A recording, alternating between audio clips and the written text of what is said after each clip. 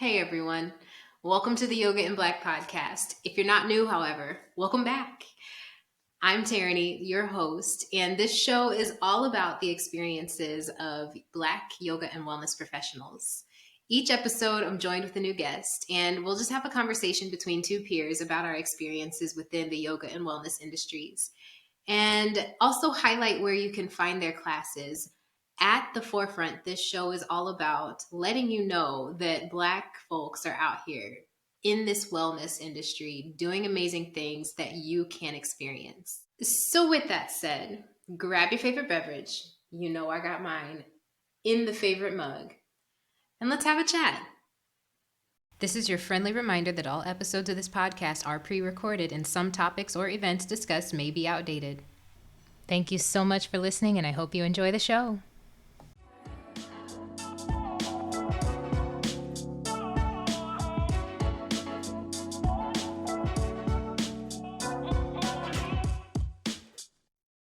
Hello, everyone, and welcome back to the season finale of Yoga in Black Season 2. I am joined by not one, but two amazing yoga instructors that are doing some fabulous things down in South Florida. I have with me today Jasmine Mastin and Kiyona Miah. So I'm going to just let y'all talk about yourselves. Whoever wants to go first. Actually, I'm going to just go by the order of who I can see on my screen. Jasmine, go ahead and take it away. Tell us a little bit about yourself. And then we'll give Kiyona the mic. I was hoping Kiyona got to go first. Just kidding. So I am Jasmine Mastin. I am a yoga instructor.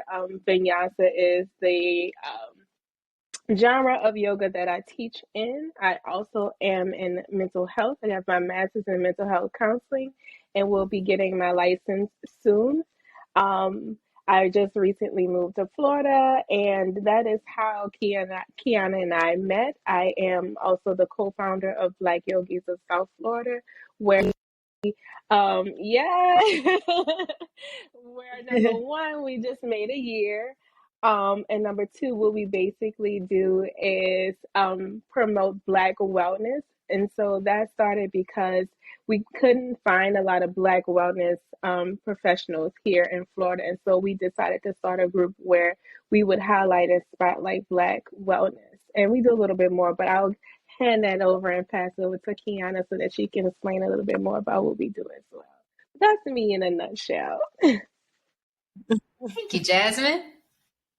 My name is Kiyona Miah. I'm originally from Chester, Pennsylvania. I moved here by way of the DMV. That's the DC, Maryland, Virginia area for people who aren't familiar. And I moved here almost 2 years ago. I'm also a yoga instructor. Vinyasa base is where how I was trained. So I am certified in Vinyasa, prenatal and postnatal, and trauma-informed yoga. And I currently teach a monthly class on the beach called Yoga Under the Stars.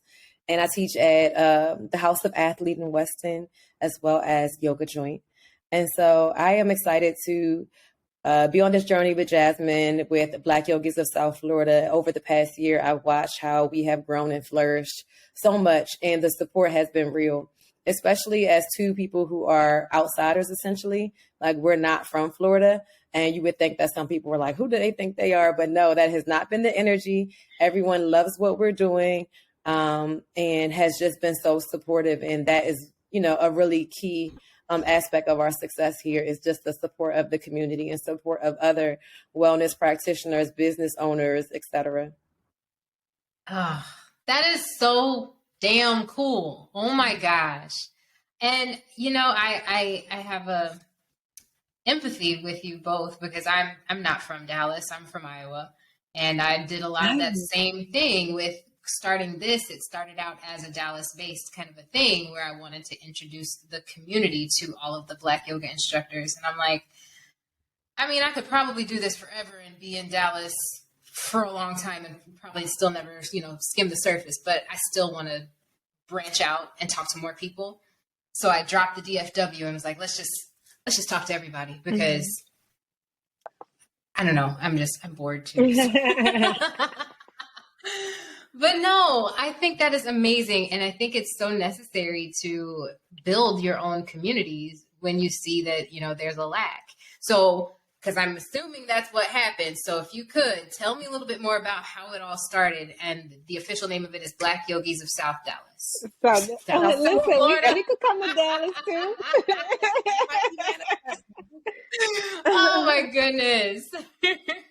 So how it started is we met at a yoga studio. I moved here as a yoga instructor. It's important for me to keep yoga as a practice. And so I was like, okay, well, let me figure out where I can go in the area that I was in at the time, where I can go take a yoga class. And at the time, Kiyona was working at, should I say, not say?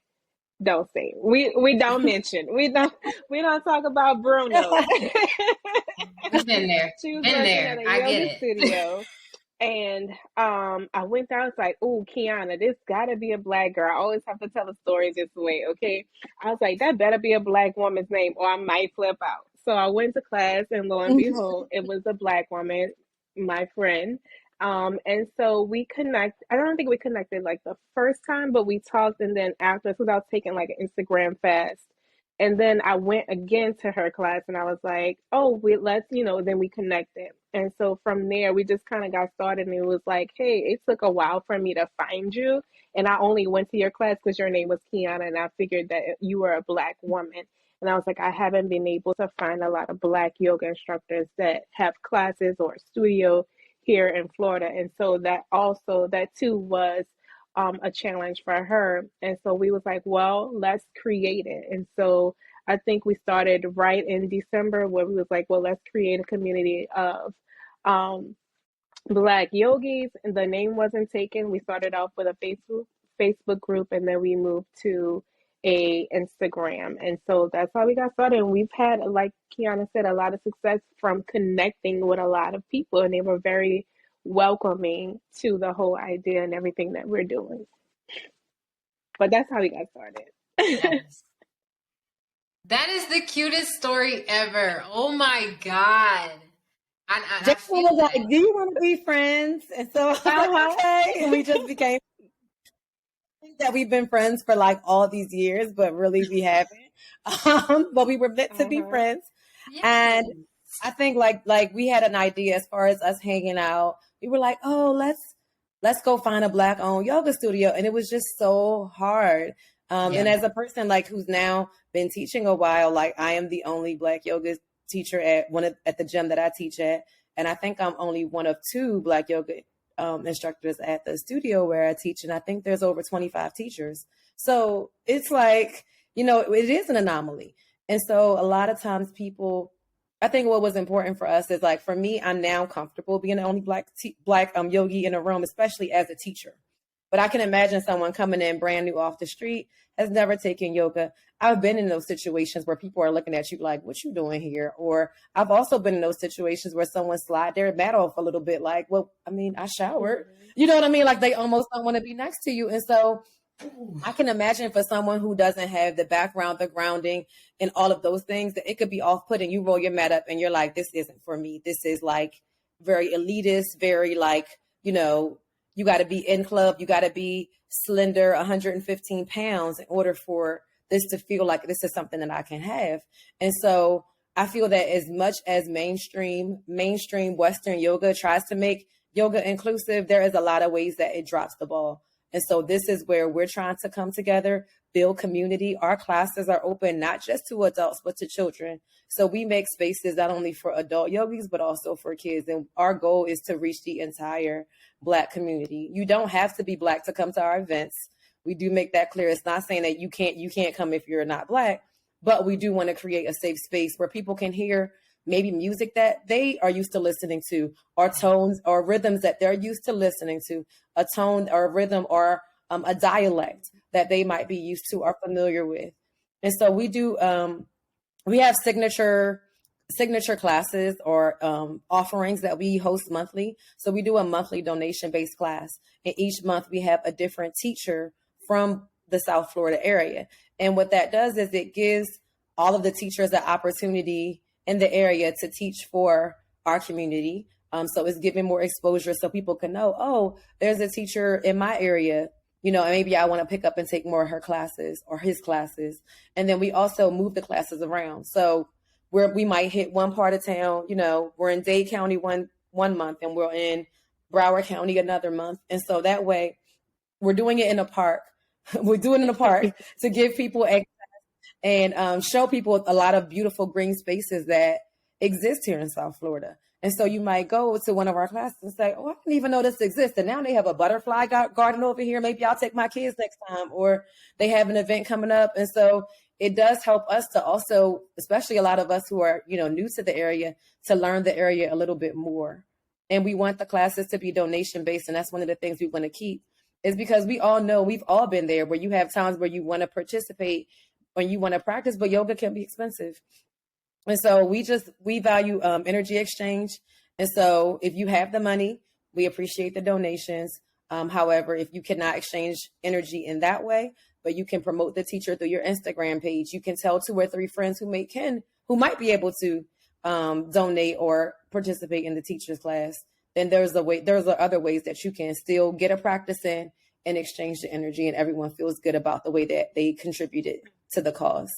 And then our other signature offering is we do a monthly live. That's why we're familiar and used to doing these type of segments, because every month we do a wellness live. And that is also a way that we open up Black Yogis of South Florida to a wider and a larger audience, because we've had people on our live who have been in other states. And it gives us the opportunity to talk about particular wellness topics that really touch our specific community. So that is another thing that we do monthly. In addition, we do just partnership classes and events with other partners that we've, gained since we started this organization. I'm gonna just take a second to Thank you. Beautiful work, ladies. Beautiful work. Thank you for what you do for your community and for the community at large. Because like you said, the fact that there are people outside of the state that tune into your live sessions, you could be inspiring somebody to do the exact same for their own communities. And it's needed because of all of the things that you mentioned. Because you brought up a great point about microaggressions in yoga.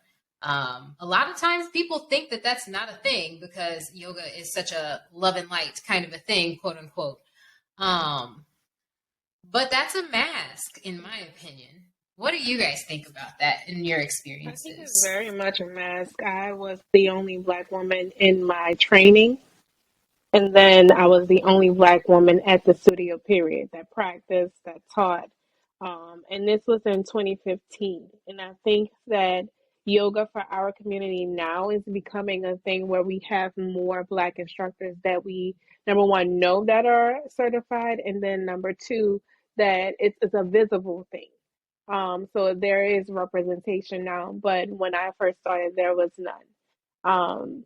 Every class, every studio I went to, I was always the only Black woman.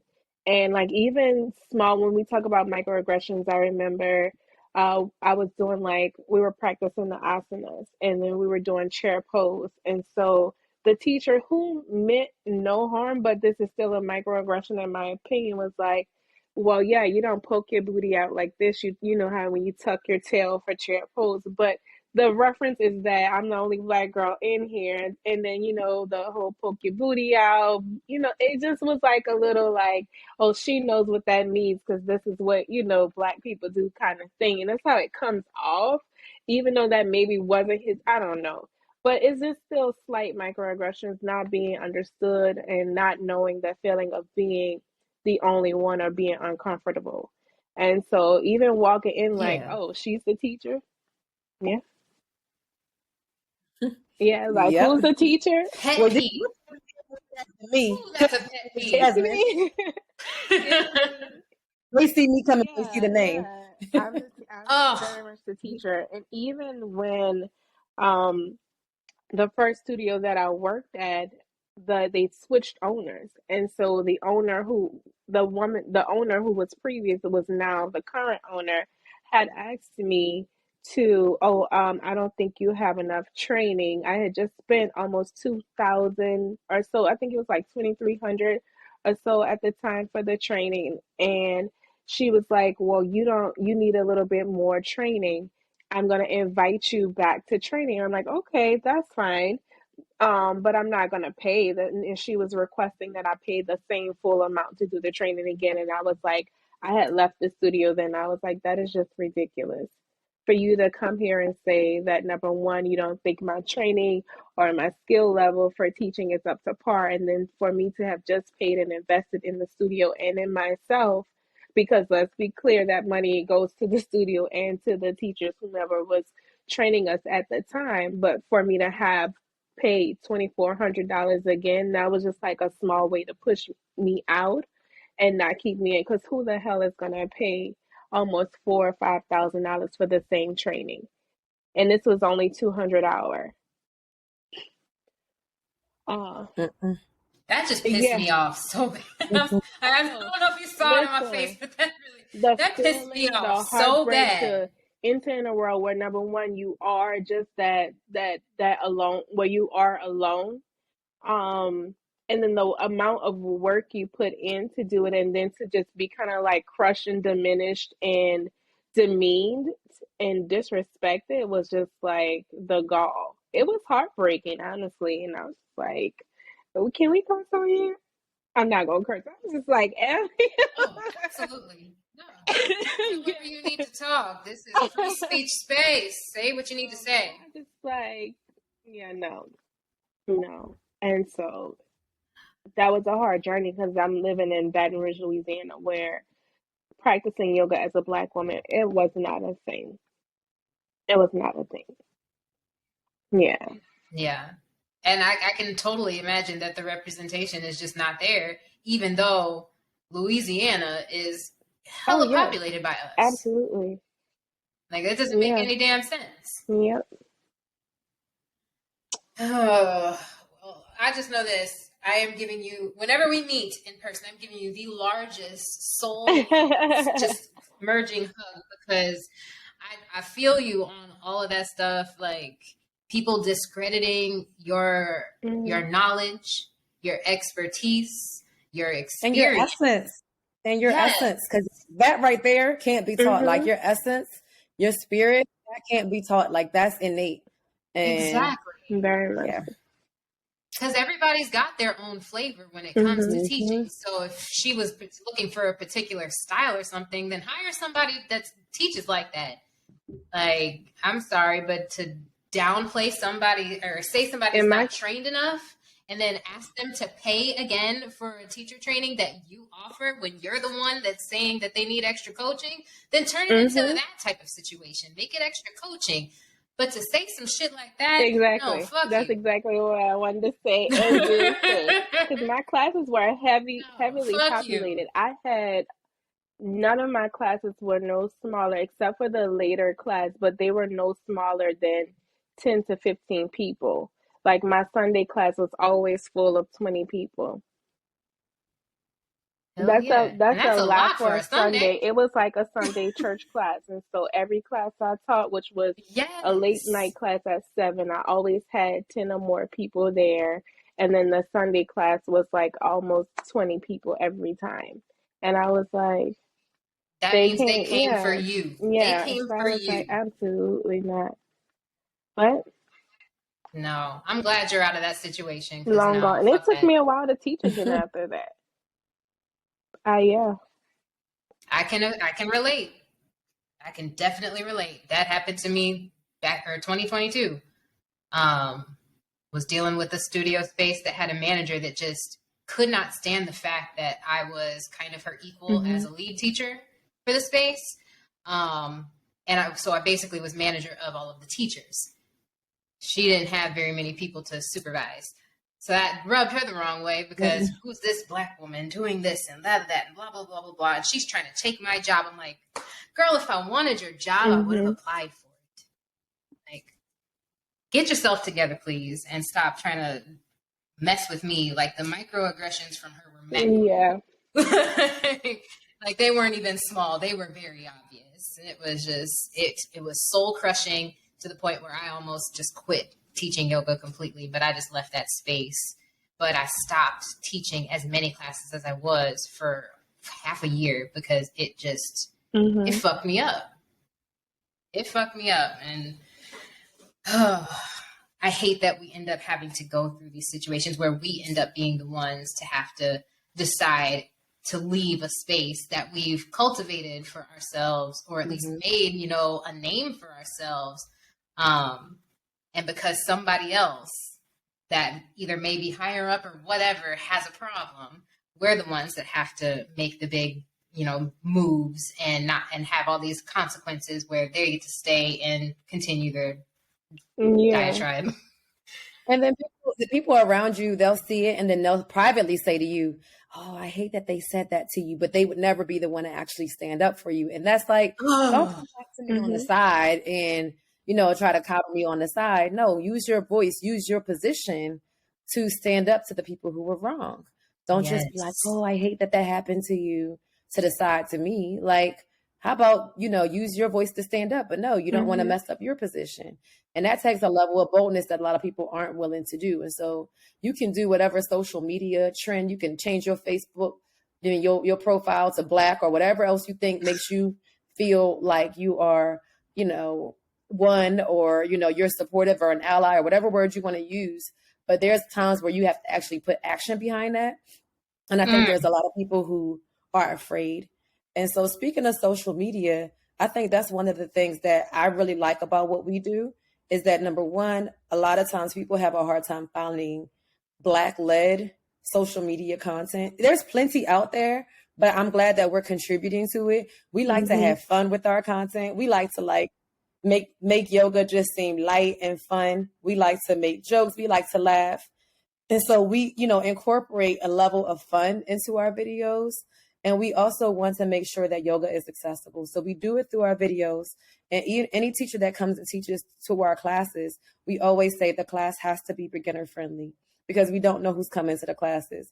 And I think that Instagram has been a gift and a curse, because I know I use Instagram to get inspiration as I'm sequencing and through yoga and learning different things. However, it can be a curse in a way, because I feel like in some ways yoga has become performative.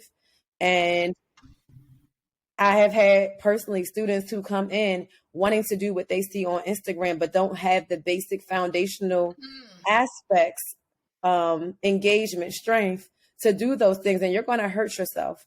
And so, having someone like me who's going to tell you, that maybe you should try to work on these things first, they don't want to hear that. They want that person that's going to make them get that Instagram picture, whether it's at their detriment or not.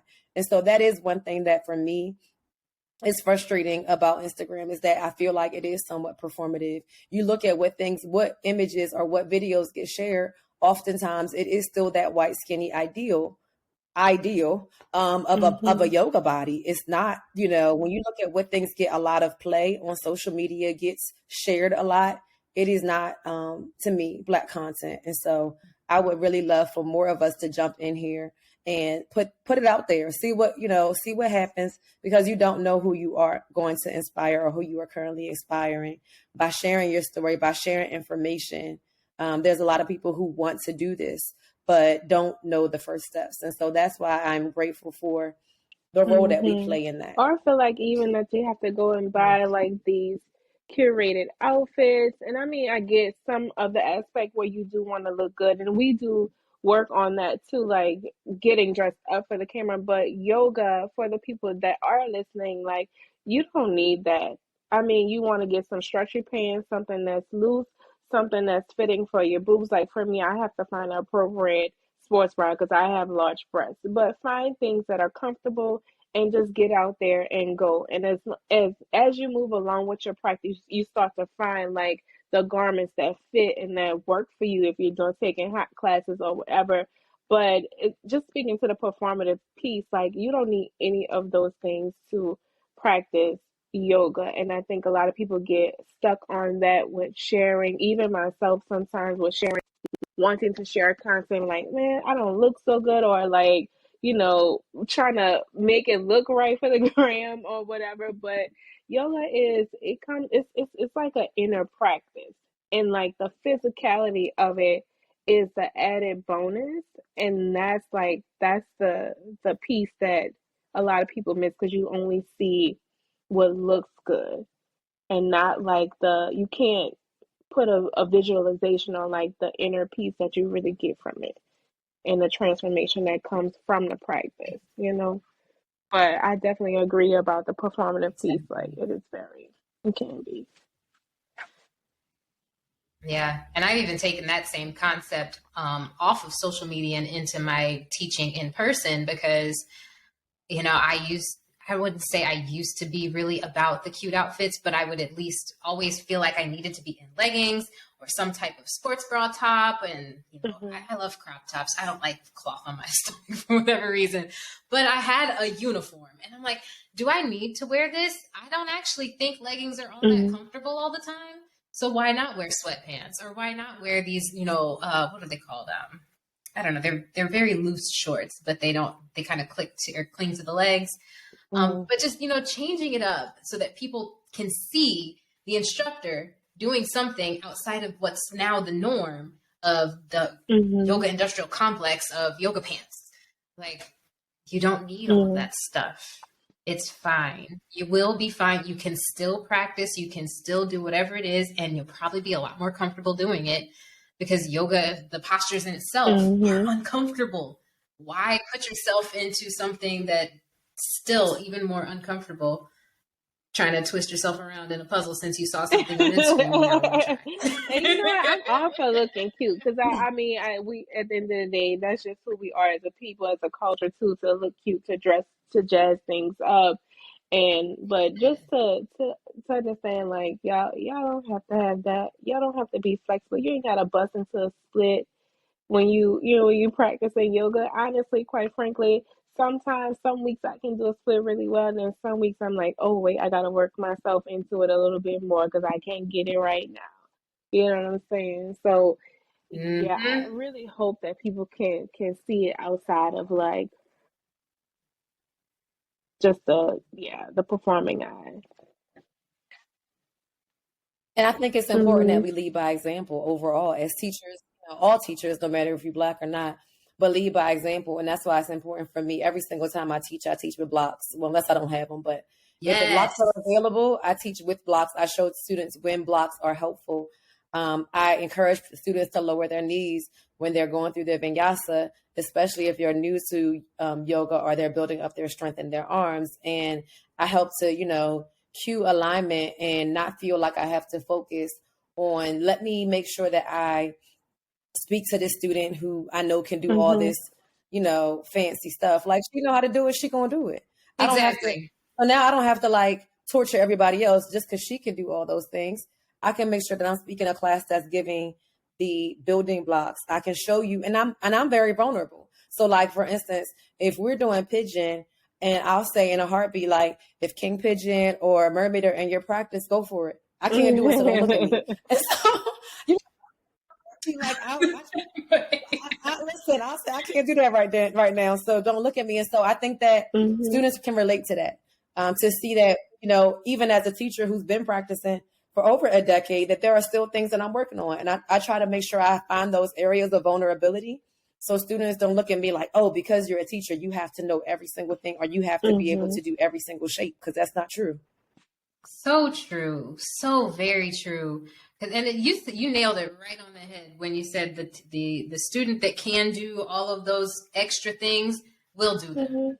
They're going to do them. You not have to prompt them into it. They will do it. Like, I don't know how many times I've taught a class where I've had a majority of people that are new to the practice with like 2 people that have been practicing for a while, or maybe not practicing for a while, but have an athletic background where they're strong enough to be able to do the inversions, the arm balances and all that stuff. And they, you know, of course, saw it on Instagram and are trying it out. And I'm like, great. I'm going to watch you to make sure you're all right, but I'm still going to talk to everybody else because it's not about you. Like everybody else gets to have the same, you know, or at least, you know, a similar experience to what you're having in as far as achievement. Because if they keep, you know, seeing me teach to you, they're going to feel defeated that because they can't. And I'm like, that's not what we're here for.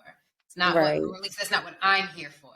I am here to encourage and support everyone in their practice, no matter where they are. And it's unfortunate that I have seen way too many teachers that do that, and they'll make a class that's just Instagram worthy, but It Yeah. wasn't yoga. Or it wasn't safe because you're Yeah. doing too much where literally someone can have an injury because you want to be, moving all Be around. cute. You want to be cute. Maybe some kind of dance sequence or something. And it's like, that's not what it's about. And so, or you want people to be able to say, oh, yeah, I loved her class because it was the most complex sequence that I've ever done. That's what, some people want. And that's not what it's always about. Because especially if you don't have the foundational pieces, you really can injure yourself trying to do the most. Yes. And I have tried to do that with my social media as well, is to share those real moments in my own practice where I'm struggling through some stuff. Like, look, we all have these things that we are working through. I hurt myself trying to do things I'm not supposed to do. I literally just posted one the other day. I damn near sprained my damn hamstring trying to do compass pose when I don't even practice it like that anymore. I just had it in my mind, like, let's try it out today. You should be warmed up enough. I was not trying to be cute for Instagram. And there I go. And I'm like, see, perfect example of how you need to make sure that you are prepared for these things that you're trying to do. And working on building the foundation is one of the most important pieces. So I'm glad that you guys are around to help with that, because it's sad to hear how many people get injured, like severely, from yoga when it's not a practice that should be harming people. It's about healing.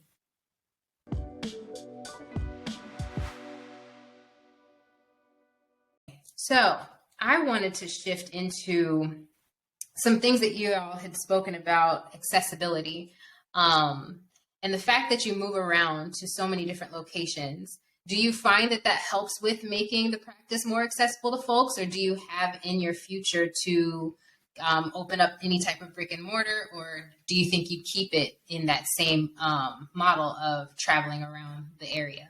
You want to answer, or it doesn't matter? Yes, we would love to one day open a brick and mortar.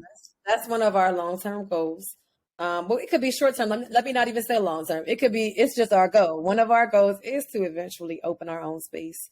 And I think that honestly, even if we did own our space, and Jasmine, you can correct me, but I would love to still continue to offer this class once a month. And so like, even if we did have paid members and, all of that stuff, I would love to be able to still do this, still be able to go from different parts and still do community-based programs. So that wouldn't change. But I would love to be able to have a space, curated by us and really inviting all of the things that we have loved about our experiences on our journey thus far, and bringing in the unique essence of who we are and our own, background and our culture, and weaving that into our space, I think would be amazing. Looking forward to it. I'm excited about it. Yeah. That is so exciting. I can't wait to hear the announcement of your space, because I don't know, I feel it happening. Yeah, I know, right? Okay. I think it would. Yeah, I think that'd be a beautiful thing. We have so many ideas. Yes. We just putting in the work now, and then manifesting, and not hoping that it's going to come because we're going to say that it is coming.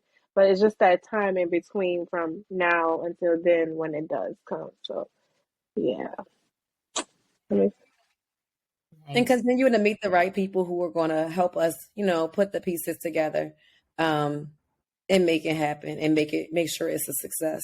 So that's the other part, is just continuing to meet all the right people. And I think that we are continuing to be divinely connected, because so many people have connected us to different, whether it be scholarship programs, teaching opportunities. And we like the fact that we can be, a place that we can help refer and build up other, not only yoga teachers, but step instructors, spin instructors, Zumba teachers, whatever you do that's in the area or realm of wellness, we want to support you. We want to refer you. And so that is, one of the things that we do. And we go out to the community a lot. We go to a lot of different community events. We go to other people's classes. We go pay and take other teachers' classes wherever they are and support them as well. Yeah. I love that. I love that so much. Man, that is dope as hell. I kind of want to go back a little bit in time and speak on your individual experiences of your first ever practice of yoga. What was that like? And if you could just expound on it just a little bit more. And then I guess, okay, two parts. What was your first experience like? And then from there, how did that transition from I want to be a student of yoga to I want to be a teacher of yoga? How did that transition For happen? me, at the time, I was in grad school, and I was just feeling kind of like down, and I couldn't quite put the words to what I was feeling because I also like mental health and then doing therapy and all of that. It wasn't with therapy and with working to be a mental health therapist at the time. Um, I couldn't put the words to it. I knew I was feeling something. I knew that I could come up with like feeling miserable, but I couldn't really express what I was feeling. And so a friend of mine was like, she went to a yoga class in the area, and she was like, I think you would really like it. You should go. And I saw the first person influence I saw was Yoga Dork. I don't know if y'all know, she probably changed her name. It was her and this other young lady that Yeah. did like midnight yoga, but hers was more like sensual things that she would do, like sensual yoga poses. And to me, it was like relative to dance. In college, I danced. So I was like, oh, okay, maybe that's something I can do. So I went to the class, and it was like, like I cried. The girl had sung like and told this whole Peter Pan and Wendy type of story throughout the entire practice as she's moving us through the asanas. And then after it was done, she did a song bowl and she sung to us. And it was like a 6 a.m. or a 5 a.m. class. And I'm like in the middle of the class, bawling in the dark. And I was like, this was it. My body actually had a chance to communicate to me what I was feeling, and also had an outlet to let some things go that I didn't even know was there. And the more I did it, the more I didn't really recognize it completely, but I knew that it was helping. And so immediately I knew that this is something that I wanted to teach as well, be a student of. I became more like having a more internal and a more like personal practice. Um, like after I became a teacher. Like I was teaching, and it's kind of funny, you lose your personal practice. And then when I got back to it, I was like, yo, like the mental health, the body movement, like all this, it just makes sense. And this is where, I could form words along with movement. And so that's just my connection and my journey into yoga and now to the present. Did I answer all the questions? I think I did. Yeah. Oh, yes. Yeah. That was Yeah. beautiful. Thank you. But yeah. I would say that my first experience was when I was in middle school. I have always been a little geek. And so back in my day, I'm not going to age myself, but back in my day, we didn't have computers. So I don't know what book or what magazine I read it in, but I remember reading about meditation. And so after school, I started meditating like on my own. No one prompted me or even told me about it. I must have read about it. And I remember like one time my mom coming in, I'm laid out on the ground. She's like, what are you doing? Like I'm meditating so I can decompress from the school day. Like, and I was like, Lord, this must have just always been in me. And so that's like my first real memory of being a child, like being in middle school. And again, no influence from anyone else I had saw. Never had been to a class or really even heard of yoga at that point. But I had just read something about meditation. Um, and that's what made me join, that's what made me initially interested. Since you had such an early start to it, what did that transition into teaching look like for you? Well, honestly, I practiced for a long time before I taught. And my initial draw to yoga was really for like athletic recovery and flexibility. And so for me, starting to take yoga was all about like, okay, I was a runner. I was running like half marathons, and I was like, okay, this is a way to help stretch out my legs. So I didn't really view it for like the mental or the spiritual aspect. And so that's when I started doing it. And then at my job, I joined the gym. And so I started going to yoga midday, and there was this midday class, and it used to just give me life. Like, I always felt like after going to that midday class, that Shavasana was like a nap. Like, even if I didn't go to sleep, like, it gave me the energy to power through the second half of my day. So then I started going regularly to yoga. And I remember the first time I ever wanted to be a teacher of yoga, I was volunteering for a nonprofit for teen moms. And I felt very close to the cause. And I was like, man, doing more research about some of the issues that teen moms face and challenges, I was like, I really wish that I could share what I'm getting in yoga with the teen moms. But at that time, I had already, went through undergrad and graduate school, and I was like, I'm not paying for any more education. I still got to pay for these first two. And so I was like, I'm not paying for any more education. And so I didn't, pursue it. I was like, well, I just got to wait for the right time, and it never came. And so then when the pandemic happened, a whole bunch of us got a scholarship to get an online yoga certification. And so, during the pandemic, that is when I saw that opportunity, it came my way. One of my close friends sent it to me. And when that came my way, I was like, I got to go after it. And so I did that. And people think, okay, when you get your certification online, that's the easy way. No, because doing something that's self-paced is very difficult. You don't have, it is very difficult. And I went through a period where I had a blockage, and it just took me a long time to get over that blockage. I think the blockage was, I was like, oh God, if I actually finish this, that means I really have to actually teach. And I think that's what was holding me back. Because I was like, as long as I keep saying I'm going after it, I don't actually have to teach anyone. But it was like that fear of actually getting in front of someone. Yeah. And so I taught, and so I got my certification. I taught for a year. And then when I was looking at what I really wanted to get another certification, and that's when I went after prenatal and postnatal. And literally within a month of getting that certification, I was asked to start teaching at a high school here in Miami for teen moms. And so it's just interesting how that came full circle so many years later. And so now I teach a class for them monthly, prenatal and postnatal yoga. And so to me, it's the story, and it's the inspiration for anyone who feels like their time has passed for something that's in their heart. Like, it will swing around the block and come for you.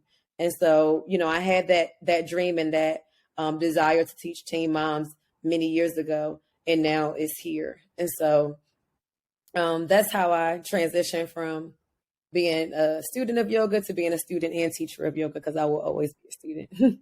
Absolutely. You guys have some really amazing, inspiring stories. Thank you for sharing. Man, I'm over here just trying to digest it all. Because thank you for giving us the space and having a platform for me and Kiyona and many others to share those things. Because a lot of people don't get to hear that, hear what we actually go through and experience in the yoga world and in our own personal journeys, because everybody has one. But so thank you. Oh, yeah. No, thank you for being a part of it, because it wouldn't be a thing without you guys. So thank you. Thank you very much.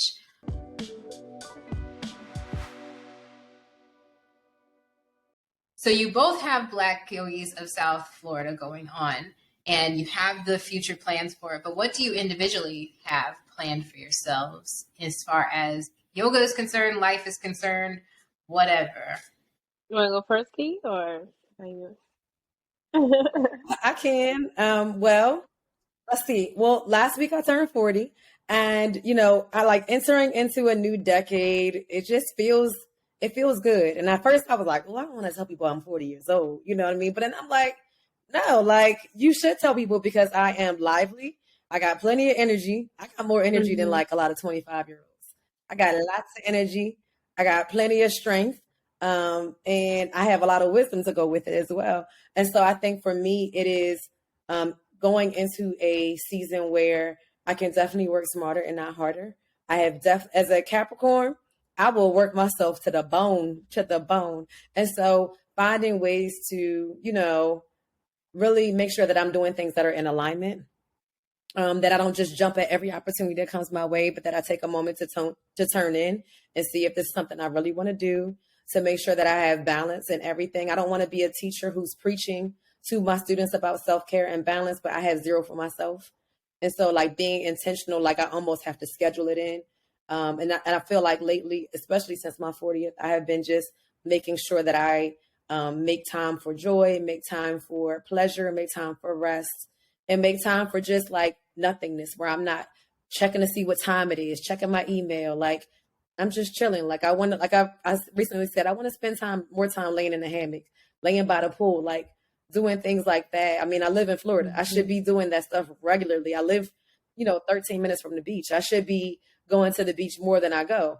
And so just like finding that kind of time to do those type of things, I think is paramount for me, and everything else will fall in line because I'm in alignment, because I'm rested, because I've taken my time to be quiet.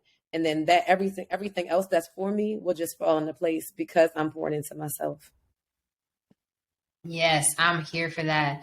I'm knocking on 40's door in the next 3 years, and I'm in that same trajectory of stop putting so much on yourself and just know what you know, rest in that, and actually rest sometimes, because I'm an Aries, and I will bounce my way around to all these chaotic little different things because it's something shiny that caught my attention. It's like, you got to stop doing that to yourself so much and just allow yourself to find one thing, put your eggs in that basket, and then there's plenty more other eggs left for you to do what you want to do, rather than just going after everything that you found interesting in a second. So I think that's awesome. Thank you for sharing that. Jasmine, what about you? Soft girl season. That's exactly what it is. For me, I'm going through a bit of a transition. Just shifting into finding what I want to do and just going for that and not questioning it. So taking the time to like sit with myself and listen. And then believe in myself that I can do it. Like it's taken me so long with like the insecurity of like personally just putting myself out.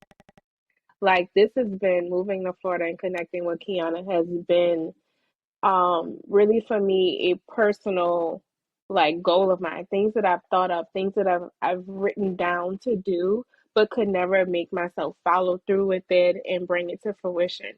And so this has been a part of my life that I'm like, oh my God, I get to see the things that I think of in my head actually happen.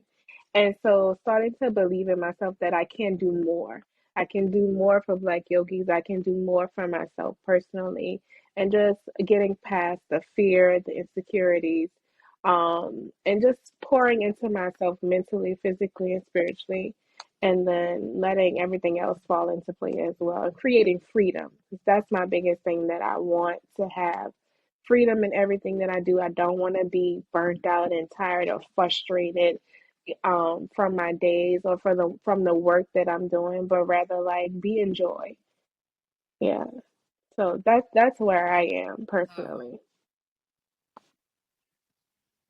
Yes, cheers to you on that too, because I think that's, ties into that soft life thing. We've spent so much time hustling and bustling over what?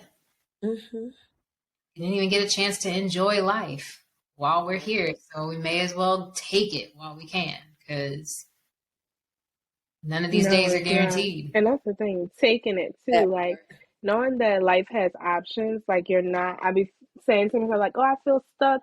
Like, no, you have there's a whole world out here. The advantage to you don't have kids, you're not bound to anything, you have options. So take advantage of those things, just go for it kind of thing. So getting over that hurdle. But yeah, keeping it soft too. Listen, I don't want to work 10 jobs no more. Tired of it. Tired of it. Yeah, I'm just recently jumped back into the corporate world, or at least I will within the next few weeks. But I've been teaching yoga full time over the last 3 years, and oh my gosh, the running around that has to happen in order to just make sure that the bills get paid is exhausting. And that burnout can happen so fast. And I'm sick of it. So I'm like, you know what? It's time to take a break. And as much as I don't want to return to a corporate job, that's just going to be something I have to do, because I can't keep up with myself. I can't keep up with this stuff. It's too much. And But that's the thing for a lot of yoga teachers, like you're running here, there, and everywhere teaching. You're having to teach at multiple studios and multiple things to get the amount of classes that you need. And so I think a lot of people find themselves in that, realm. And I think that's again to what I was speaking of is like for me, I don't want to just take opportunities because they flow my way. Like I have to consider all aspects. How long does it take me to get there? What is yes, required of me before and after Mm-hmm. class? Is it a good use of my time? You have to literally sit down and calculate those things. yes. Do I feel like it's a supportive environment? Are you pouring back into Mm-hmm. me as a teacher? Like all of those different types of things are Ooh, important because at the end of the day, I think like we have to sometimes remember like we're a prize Mm-hmm. as well. We can't just be like, oh, I got to do what I want to get this opportunity. Like, no, we're a hot commodity as well. And so you mhm. need to make sure that, investments are being made in you or that you are valued where you are. Absolutely. Yes. Oh, I'm so glad you brought that up because that laundry list of prerequisites or requirements that I require for a place that I'm teaching is long. And I haven't asked a non-black or at least non-person of color instructor what they do to vet out places that they teach because I feel like I go through a lot of steps to make sure that it's a place that I feel comfortable teaching in. And I don't know if everybody has that same experience. I know clearly we just Mm-hmm. confirmed that we do, but that's always been on my mind. I think that comes from Yeah. experience because everybody's always excited for their first Mm-hmm. shot. You be like, oh, I could make $10 an hour from teaching, and you're like, I'm so excited. Sure, I'll take it, and you go after it. And then once you have that experience, and you realize, wait a minute, people are making a lot more for doing a lot less, and then you start seeing what other people are getting in terms of benefits, in terms of perks, in terms of training, and then you're like, oh, wait, this isn't They were Yeah. robbing me. Yeah. Hold on. Mm-hmm. They were robbing me of my time and my energy and my experience. And they were charging people $100 a class. I mean, $100 Mm-hmm. a month, and you paying me 10. I'm not saying 10, but you know what I mean. Like you're paying me Yeah. Pennies a compared to what you're making. Yes. exactly. And so just it really comes down to knowing your worth, and it comes down to staying in a posture of like prayer, meditation, and really trying to make sure that things align for you, and really getting to know the people. Who are the people you're going to be, who call the shots, air quote, where you're going to be working, getting to know who the people who will be your coworker and who will be the students, because some people are Mm-hmm. assholes. Some people come to yoga every day and are complete assholes. I spoke with one of my former students. She used to go to a studio that I used to work at, and she told me she had a situation, and she's another sister. She had a situation, and she's a woman of, she's at least, I think she told me she's pushing 60. And another older woman in that class used to bully her.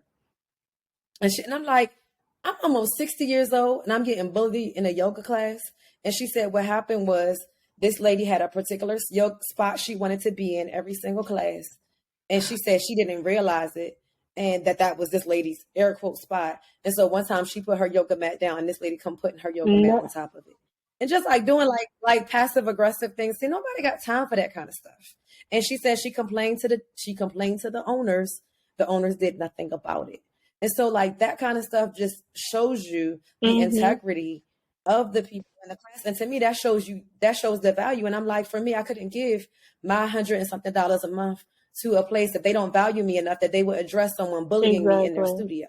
Our Mm-mm. membership will be canceled. But these are the types of things Yeah. that in a heartbeat, and I want a Very refund for fun. all the times I was bullied and Thank you ain't. But you. then also too, Reparations for that, that's probably please. a place that she's finally found that she probably eventually felt comfortable with going, got used to it, and once you feel like you got a sweet spot, and now things like this happen, and now you have to shop around again for another yoga studio to probably Yes. have the anxiety to come with.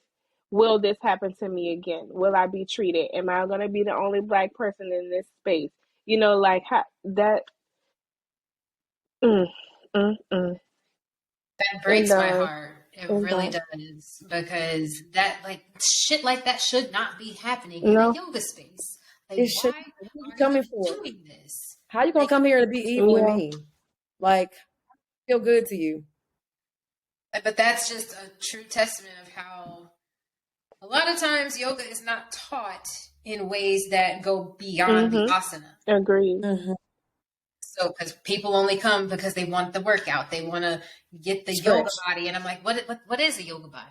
Explain that to me. What does that look like? Oh, you mean the thin white woman thing? But that's because that's all you see. Like, there's so much more to it than that. It's so much more than just moving your body around. There's so much more to this, and you're bringing in all of this societal stuff that all of us are actually trying to escape being in this space. Exactly. Don't do that. Like, don't do it. Like, this is neutral zone. Stop bringing all that outside shit in here. Scrap it. That, man, I want to hug her too. That's just come. So let's go. Come out, give our hugs. I am. I'm gonna do that. I be wanting to fight. I want to fight for it. Man, like I'm gonna hug those that were wronged, but I'm gonna probably fight the ones that were doing the wrong thing. Like I don't like that at all. That just doesn't make sense. Because I've experienced the same shit too, and it's mind boggling. And because it happens in a yoga space, I get so startled that it's like, what, this is happening here? That I can't even respond in the way that I probably should to combat it, because it's like, damn, here too? What, where do I get to, get away from this? Nowhere. This is fucked up. Whew. So I'm glad that we are at least in a space where we're starting again to create our own safe spaces, because I think for a long time, integration was the forefront. And I'm not saying that that's a bad thing, but I'm saying that integration probably could have been approached a different way, so that more acceptance could have been had throughout that time, because it was kind of abrupt and there was no work done to correct any wrongs that happened in the past or to mitigate those wrongs happening in the future. It was just, all right, well, they've asked for it, so here, have it. But I'm not going to, rehab anybody about any of the atrocities of the past and present, so that the future can continue to be something better. So now that we're back in a space where we realize, yeah, we've integrated everything, but it's still the same old shit. We're going to have to still create our own spaces to keep ourselves safe, because there are too many people out here that aren't willing to do the anti-racism work. And I don't want to say unfortunate that we have to, because I love this shit.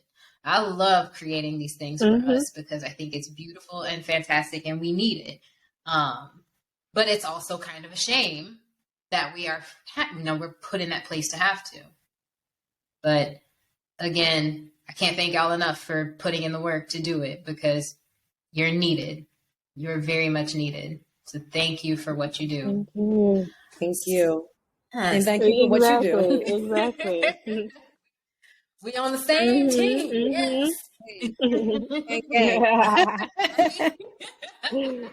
All right. So since we are getting close to the end of our time together, I have a tradition of asking you guys to provide advice to the listeners, all of the listeners. So first part of the question is, what advice would you give to those that are looking to start their yoga practice?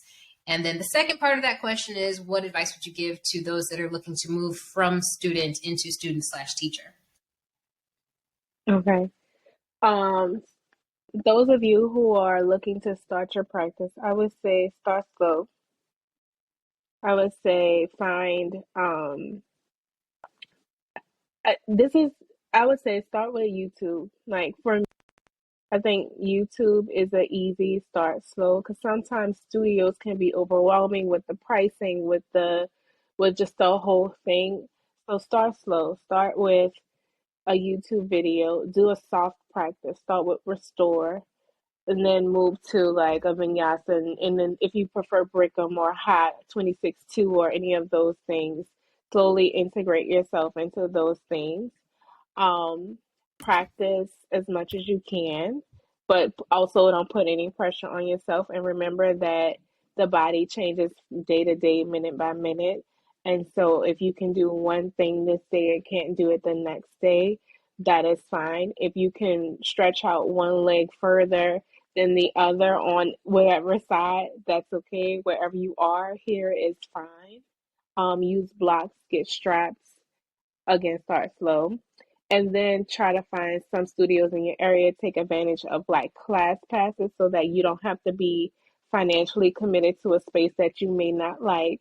And it's okay that you try the first one and you don't like it. It's kind of like trying to find your favorite pair of jeans. Sometimes you have to try a few on till you really get it. Um, and try to take advantage of the class passes. Those of you who are interested in becoming a a yoga teacher, I would say do a lot of your own self education and figure out what you like personally so that you can have your own set of like core values that you want to bring in, that you want to have for when you do start teaching and practicing, and know that everybody does not teach the same. Know that the education that you're going to receive is not something that you have to hold on tight to. You can evolve and grow and learn more, and that's not something you have to stick to as you teach. Um, like as you were as a student, try many things on. You try on many studios as well. Also, if the studios don't work out for you teaching there, um, don't be afraid to start out on your own. You are more than enough. You know the information that you know, and trust that you are well educated.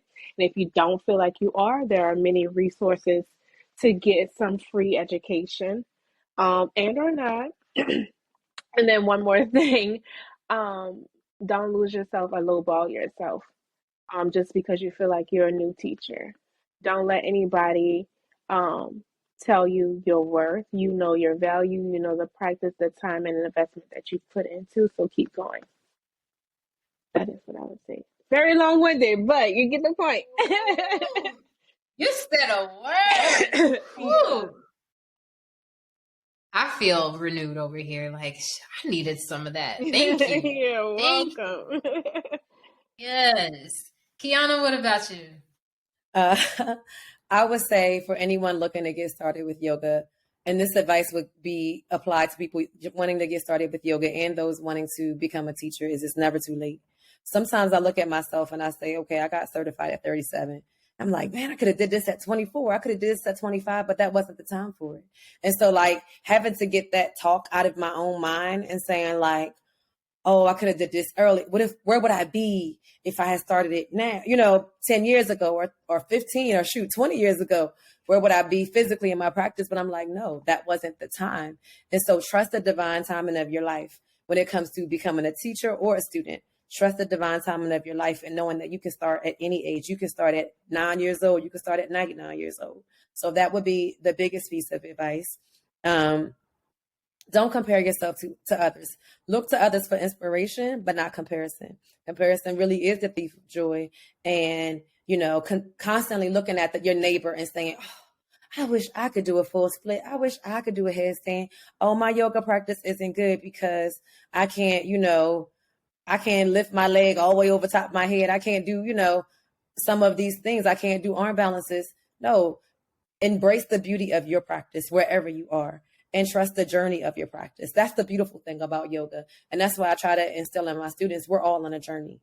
And so there really isn't a final destination. You're constantly learning and you're constantly evolving. And that's the beauty. And so if you take the time to take in each and every moment, if you take the time to celebrate each and every win, if you take the time to notice what comes up for you in your practice, you're going to continue to evolve. I think the other piece of advice, and we touched on it before, is Five Below is your friend. They got everything for yoga.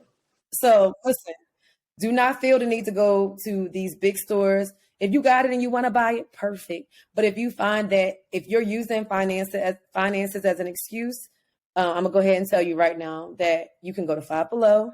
You can spend about $20 and you get everything you need from, a mat to blocks, a strap, a yoga bag. Boom, $20. That's everything you need to get started. And you already got a pair of tights in your house and a t-shirt for real or a sports bra. You don't need something that fancy. Take advantage of community-based classes like the classes that we offer in Black Yogis of South Florida. If you're in a colder environment, you might have to wait till the spring or the summer to take advantage of those. But those are a great opportunity to get out there and meet like-minded people, and maybe even find information about other teachers or a studio that you could go to. So I would say take advantage of community-based classes. And then don't get discouraged. Like if you find a teacher or a class and it doesn't resonate or you have a bad experience, don't let that push you away from the practice. You have way too many examples around you of the transformational power of yoga. So don't let one bad experience stop you from coming or thinking that you're not deserving. So that would be my advice for anybody in general. And then for a person looking to transition to being a teacher, the biggest piece of advice that I could say is don't feel that you have to know how to do everything to be a teacher. Because I think that's what I've heard the most is people feel like, oh, I got to be a better yogi.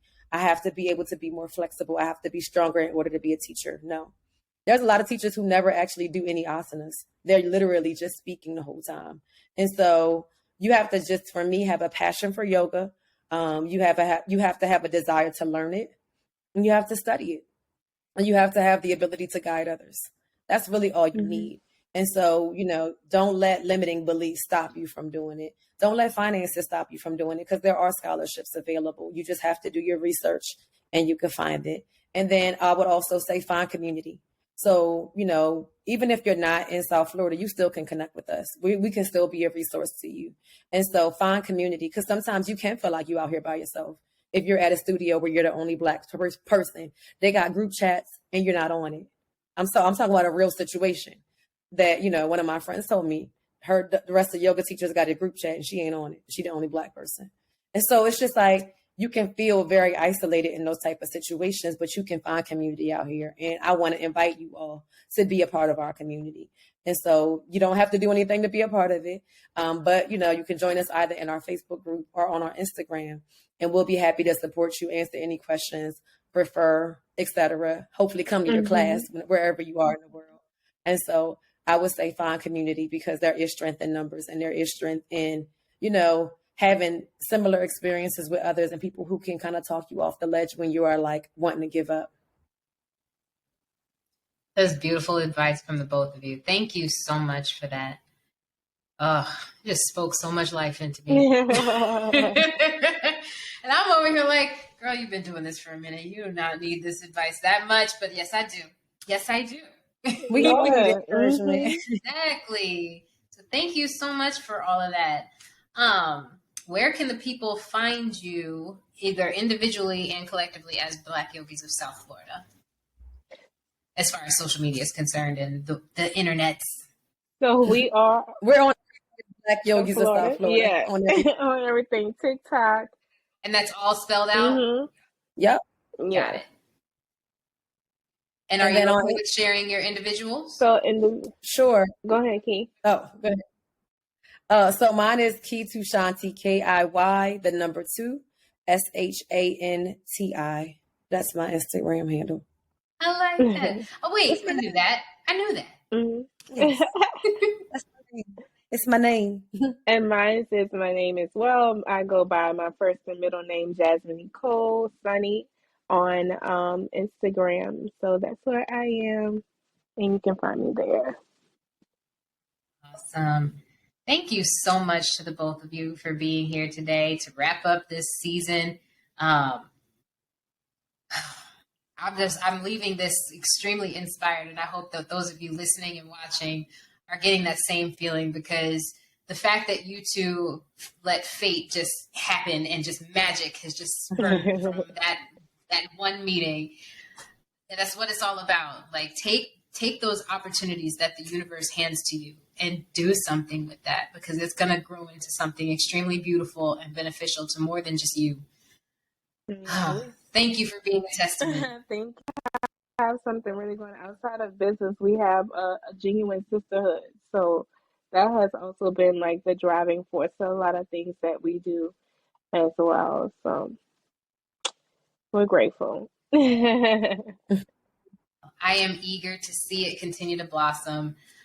All right, y'all, thank you so much for tuning in this season. I really appreciate your time, your energy. Thank you to everyone that has participated in this season. Kiyona, Jasmine, keep doing amazing things. I'm thrilled to now know you a little bit better, and I look forward to us growing our relationship as well.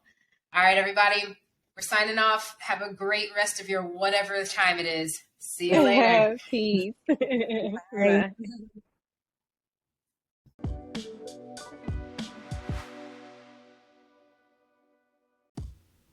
Thanks for tuning in to this season of the Yoga in Black podcast. We'll be taking a month-long break with new episodes returning in mid-June.